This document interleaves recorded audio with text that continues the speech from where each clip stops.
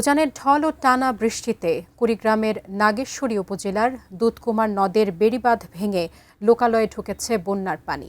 এতে অন্তত ২০ গ্রামের হাজারো মানুষ পানিবন্দী হয়ে পড়েছেন। বন্যা পরিস্থিতির খবর জানাতে ধরলা নদী এলাকা থেকে যুক্ত হচ্ছেন কুড়িগ্রাম প্রতিনিধি মনোয়ার হোসেন লিটন। লিটন, এই মুহূর্তে কি অবস্থা সেখানে আমাদেরকে জানাবেন, বা পানিবন্দী যারা আছেন তাদের উদ্ধারে প্রশাসনিকভাবে কোনো ব্যবস্থা নেওয়া হচ্ছে কিনা? প্রশাসনিকভাবে ব্যবস্থা আসলে নেওয়া হয়েছে গতকালই, অর্থাৎ জেলা প্রশাসনের পক্ষ থেকে দুর্গত যে মানুষগুলি আছে তাদের জন্য আসলে শুকনো খাবারের ব্যবস্থা করা হয়েছে ১১০০ জন মানুষের, এবং সেই সঙ্গে ২ লক্ষ টাকার বরাদ্দ দেওয়া হয়েছে, যেটি আসলে এখন বিভিন্নভাবে তাদেরকে দেয়া হচ্ছে।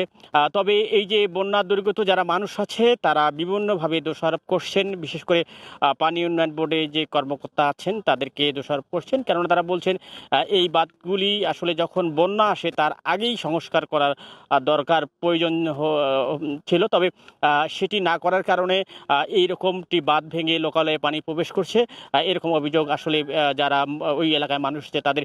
এবং সেই সঙ্গে পানি উন্নয়ন বোর্ডের কর্মকর্তার সঙ্গে কথা বলেছি, তারা বলেছে যে আসলে ইতিমধ্যে সেই এলাকায় জিও ব্যাগ দিয়ে সেখানে ব্যবস্থা করা হচ্ছে, বাঁধ রক্ষা করার চেষ্টা করা হচ্ছে আর কি।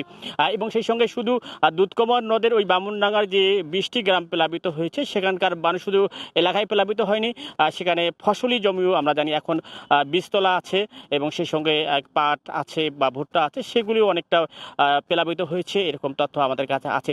এবং সেই সঙ্গে ধলা নদীর পানিও এখন স্থির অবস্থায় আছে, ব্রহ্মপুত্র নদীর পানিও আছে। এবং সেই সঙ্গে ভালো খবর যেটা সেটি হচ্ছে তিস্তা নদীর পানি বিপদসীমার অনেকটাই কমেছে, নিচ দিয়ে এখন প্রভাবিত হচ্ছে। এবং দুধকুমার নদীর পানিও আমরা সকালে যেটি দেখেছি এখন অনেকটা কমে বিপদসীমার ১৬ সেন্টিমিটার উপর দিয়ে প্রভাবিত হচ্ছে। তবে নদীর পানি কমলেও যে এলাকাগুলি প্লাবিত হয়েছে সেই এলাকাগুলো মানুষের দুর্ভোগ কাটতে আরও সময় লাগবে। এবং সেই সঙ্গে যেহেতু